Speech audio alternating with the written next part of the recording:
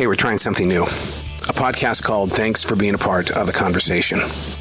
A part of the conversation that you don't get to fall witness to is my love for this forest in South Charlotte, North Carolina. In the 1990s, I was the Poet in the Forest. It was a children's series that I penned out.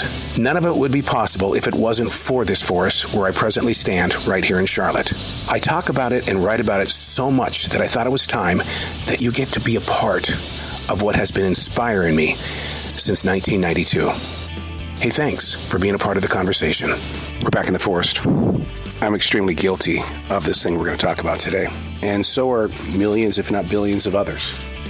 Tree stumps. You know, those moments where something had to be taken down or the wind took it down, and all that remains is a tree stump. What's so fascinating about a tree stump, especially the ones I'm going to talk about today, is that they don't instantly deteriorate. They serve as a reminder of there was something that was once here. There was something here that provided for you. One such tree stump was a crab tree. It was with me for several years. And being uneducated like I usually am when it comes to trees, because all I want to do is just plant trees on this beautiful lay of land, is that crab trees require a certain amount of sunlight, and they don't need umbrellas above them, nor do they need certain pines around them, because they'll steal from the nutrients of the soil. But I had to have this particular crab tree. And the way it came into my life was because we had a big storm here in this forest that took down multiple trees. My passion for these trees is like a father loving their child. And when we lost all of those trees, I went onto Facebook, I talked about it, and I allowed the world to know how broken my heart was that I lost these trees that I cherished so much. So people started sending me their trees. They started sending me seedlings, and the crab tree was definitely one of them. And man, could it ever provide the most amazingly tart crab apples. And all I have today is this stump. Now, I could go in, I could dig it out, or I could shave it clear down to the ground. But no, there's hope in my heart, thinking that it's going to resprout.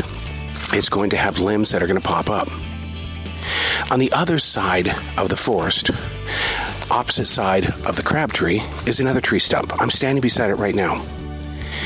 It stretched way up high in the sky, and it served as a ladder for raccoons. The raccoons would get into my house. I would pay several $1,000s to have the raccoons removed. Yeah, I love my forest that much, but when you start losing that much, you have to rethink the plan. And so the people that took care of the raccoons said, you got to get rid of that tree. So I said, cut it down, but leave the stump, because I believe the tree will come back to being green. And I'm standing beside it right now. And you should see all the itty-bitty branches that are now growing. I've made an agreement with this tree stump. I will let you survive. I will not shave you down to the ground, but I'm going to have to keep you pruned. And me pruning trees, oh my God, it took years for me to realize you have to do that. In fact, it was a preacher that said that, because we had to prune our own personal lives. So when you learn how to prune a tree, you learn how to take better care of yourself. But this tree stump has so much green on it right now. I keep waiting for the crabapple tree to get some green as well. And how about this pine over here, this white pine? It was one of the first 1,700 that was put into this forest in 1997. Once again, my uneducated way, the umbrella above from the other trees and their limbs, it wasn't getting enough sunlight. And white pines, they need a lot of sun. But I've got the stump, and the stump reminds me every day that I was once part of your life. So maybe that's the lesson that we need to learn here, is that instead of ignoring the stumps that are left in the ground, even in a natural forest, at a forest preserve, in a park, because they'll do that in a park.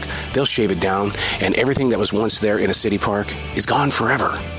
But yet your imagination says, wasn't there a tree there at one point in time? Don't remove the stump. Share the story. Thank you so much for being a part of this conversation.